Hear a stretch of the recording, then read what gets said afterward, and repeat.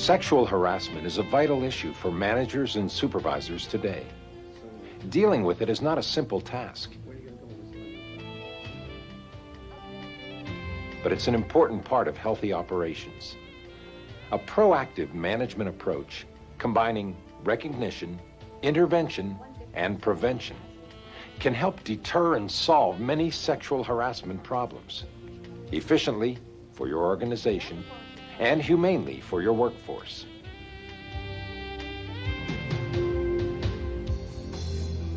For years, avoiding sexual harassment lawsuits has been a prime management concern. But lawsuit costs are insignificant compared with the losses due to poor morale and low productivity caused by sexual harassment. To prevent sexual harassment, you must first assume that sexual harassment does exist in your organization. Numerous studies have shown that it occurs in every type of business, at every level. But many managers and supervisors prefer to believe that sexual harassment happens somewhere else, not in their organization. A management policy based on the assumption that sexual harassment is rare or absent is a weak policy, doomed to failure. Training is usually necessary before some members of the workforce will even recognize many behaviors as harassment. Generally, people are aware of the most obvious type of sexual harassment. It's often called quid pro quo harassment. Linda, could you come in here for a few minutes? Yes, right away. Morning. Morning. You know, Linda, I was wondering if you're happy with your job here. Yes, of course. Well, I know you can do a lot more. And I sometimes wonder if you don't get bored with some of the repetitive jobs you're asked to do. No. The harasser is someone with authority over the victim and promises them promotions, raises, or good assignments in exchange for sexual favors. Sometimes the harasser threatens to hinder the victim's chances for advancement if they don't submit to a sexual relationship. Everyone would agree that this is sexual harassment. But another kind of sexual harassment doesn't involve a favors for sex arrangement. Instead, it creates a hostile working environment in which the target of the harassment, and sometimes people who witness it, feel so uncomfortable with the offender's behavior that their work and attitude suffer. Often, a hostile environment is created because of the different ways individuals may perceive the same behavior. Now, these differences don't always run along male-female lines, but most of the time, they do. How much is that? $375. Oh, okay. Credit. That's not too bad. No. Hi, Julie. Good morning, Steve. Oh, hi. How are you? Men are likely to misread a woman's casual friendliness as sexual interest, while women, observing the same behavior, will see it simply as friendliness. Marie. Hi. So, when are you going to come over and see my new apartment? Never. Another common difference is that a man is more likely to feel flattered by a proposition received at work, while a woman is more likely to feel offended or threatened by it. While women offenders do harass male victims, and there are instances where both the offender and victim are the same sex, most cases of sexual harassment do involve female victims and male offenders. Sometimes the abuse is intentional, but sometimes men simply don't know which of their actions and words are offensive to women. For instance, would you consider this sexual harassment?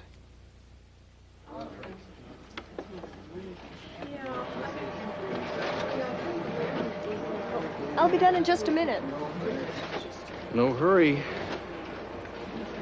I'm enjoying the view.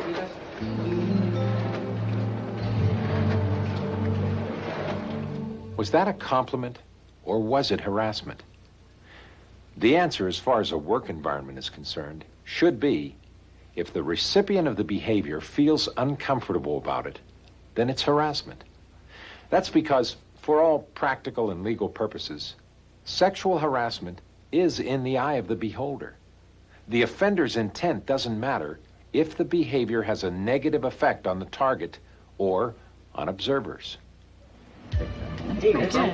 Hey guys, hear this chill this guy. Everyone has a different tolerance for profane language or off-color jokes or other suggestive references. While mutually acceptable banter between the sexes is not harassment, employees should be cautioned to know a coworker very well before saying anything that might be objectionable. And they should always be sure that they're not offending anyone else who might overhear their conversation. Profane language and off-color jokes often contain references which are offensive to both men and women. They may also contain insults to an ethnic or religious group, which is unacceptable in our culturally diverse workforce. Even a person who tells risque jokes at home might be embarrassed hearing them at work in surroundings that are expected to be professional. Employees must know that even if you don't mind profanity, even if you feel flattered when someone propositions you, some people find those things humiliating and degrading at work. Employees must understand that even the most well-intended compliment will not be welcome if the recipient feels it reduces them to a body part, especially in front of co-workers. Work is where people use their skills and training to make a mark on the world. Work is where people most want to be taken seriously as intelligent, capable human beings, worthy of respect and dignity. Sexual harassment robs people of their dignity.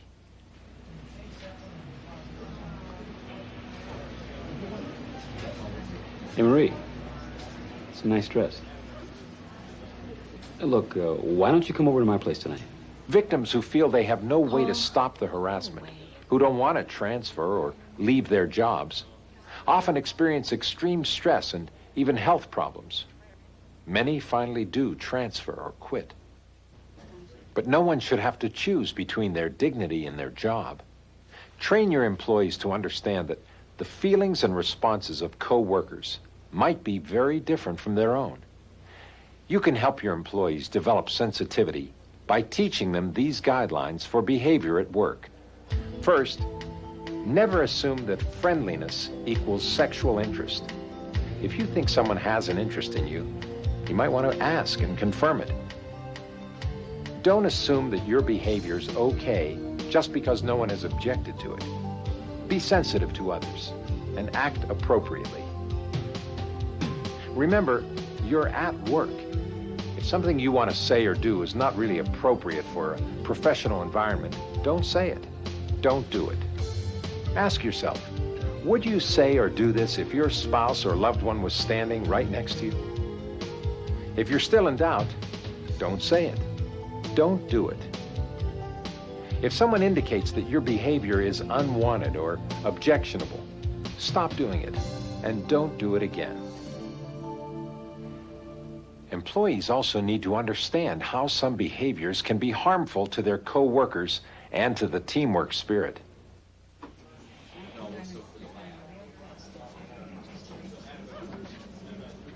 So, Dana, how was your weekend? Oh, it was good. Just relaxed a lot.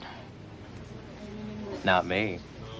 I met this really hot babe at the club on Saturday night. Wait. I really don't want to hear any more of this. No, wait, it was great. She went home with me. Rick, will you spare me the gory details? I don't want to hear about your sex life. I have a lot of work to do. Come on, Dana. Wait till I tell you what we did. Will you please keep your sleazy stories to yourself from now on? Okay. Employees need to know how sexual harassment affects everyone they work with by creating stress and tension instead of good working relationships. Most sexual harassment is not really about sex. It's about power. Sometimes it is the power to demand sex from a subordinate. I'll be done in just a minute. Or it may be the power to unnerve someone so much that they're no longer able to compete for assignments or promotions. Sometimes it's just the power to get a reaction out of someone. It may be the power to humble or humiliate a person the harasser sees as less powerful or unattractive. You know, it's a myth that people only harass those they find attractive. Tell your employees that all sexual harassment is against the law. It violates Title VII of the Civil Rights Act and has a legal definition. Sexual harassment is any unwelcome sexual advances or requests for sexual favors when the submission to or rejection of those advances is a term or condition of employment, or any conduct of a sexual nature or sexual focus which interferes with an individual's work performance or creates an intimidating, offensive, or hostile work environment. Tell your employees your organization's official policy on sexual harassment, including reporting procedures and possible penalties for offenders. In addition to presenting this information at orientations and trainings, post it throughout the workplace and include it in the organization's employee handbook. But employees should also understand that these regulations are just minimum standards. Tell them you're hoping for more than their obedient compliance. One victim of sexual harassment began to dread coming to work. Her stomach would be in knots before she left for work in the morning. Her job performance was suffering, and she knew it, but she didn't know what to do. It was a very difficult situation, and it was creating severe morale problems in the whole department. Through awareness training, employees can gain an appreciation for the human diversity among them. Ideally, they'll move beyond compliance with the rules and develop the kind of mutual respect that precludes harassment, sexual or otherwise. But the responsibility for a department's work climate lies with the manager or supervisor. Unacceptable employee behavior can only affect the long-term work environment if it is tolerated. Management is also responsible for the behavior of service people or vendors who visit the workplace. Besides employee training, there are other measures that can prevent the development of a hostile work environment. Send periodic memos to employees, contractors, and vendors restating your sexual harassment policy. Also, encourage victims to report harassment. Post the reporting procedures regularly.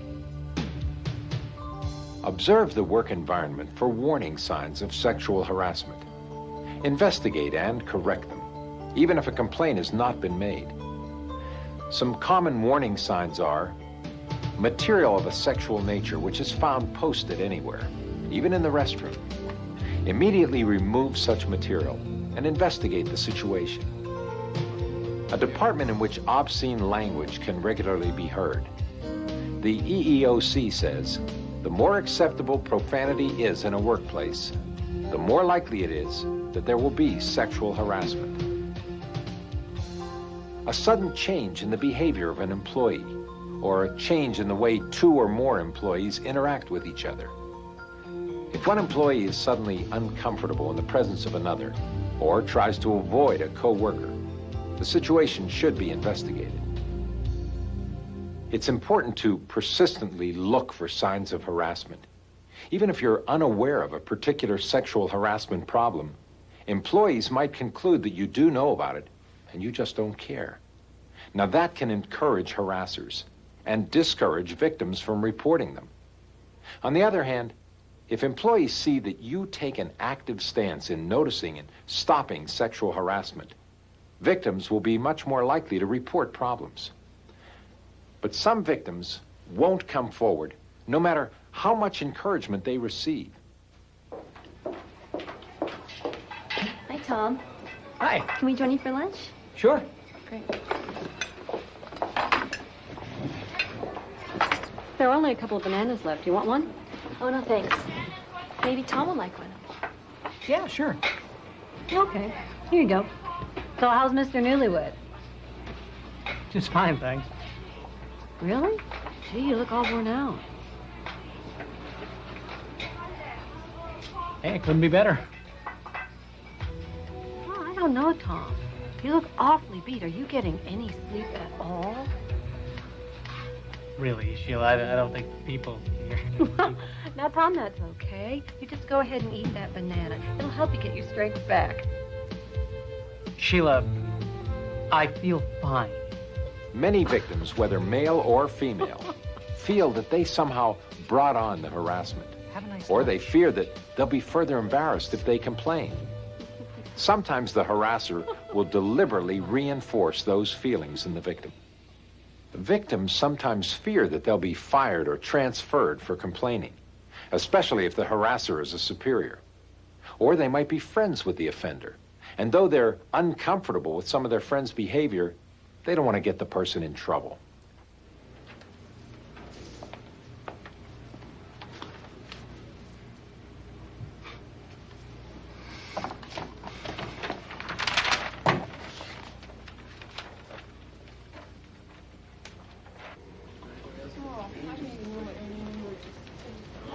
Excuse me, Cindy.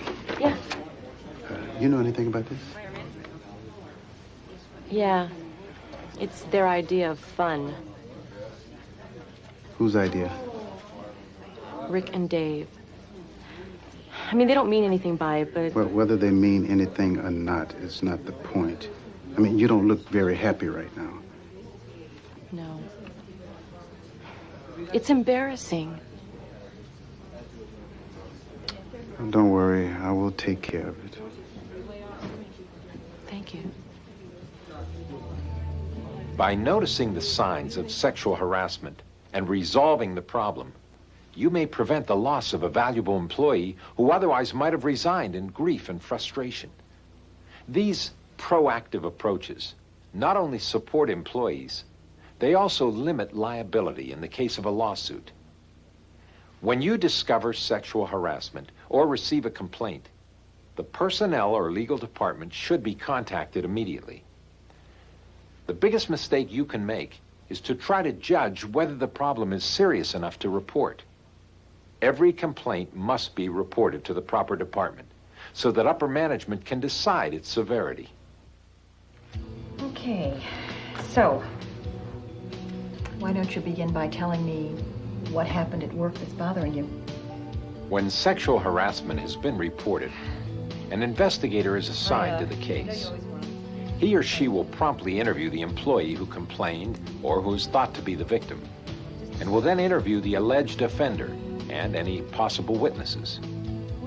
While the investigation process is discreet, its goal is to uncover all the information needed to decide on action, which will be appropriate and fair to everyone involved.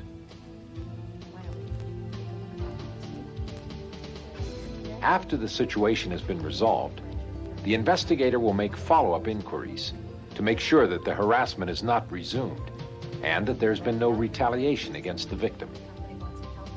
Supervisors of the victim and harasser will also be asked to monitor the situation. Sexual tensions are a fact of life, but sexual harassment doesn't have to be. The proactive approach you've seen here works once you recognize how pervasive sexual harassment is in today's workplace, how it undermines successful operations. Understand that the effects of sexual harassment are as bad as those from any other type of abuse. You wouldn't tolerate employees who threaten, taunt, or assault each other. You wouldn't tolerate racial hatred and tension in your workforce. Sexual harassment is no less destructive to morale and productivity. Create an atmosphere in which employees know they can say stop to a harasser. Restate your sexual harassment policy regularly so employees have no doubt where you stand. Put strong procedures in place for investigating and dealing with sexual harassment complaints, and resolve them fairly for everyone. Most of all, support your workforce with awareness training. Help them move past compliance and into true mutual respect. A harmonious workplace means a productive, competitive company.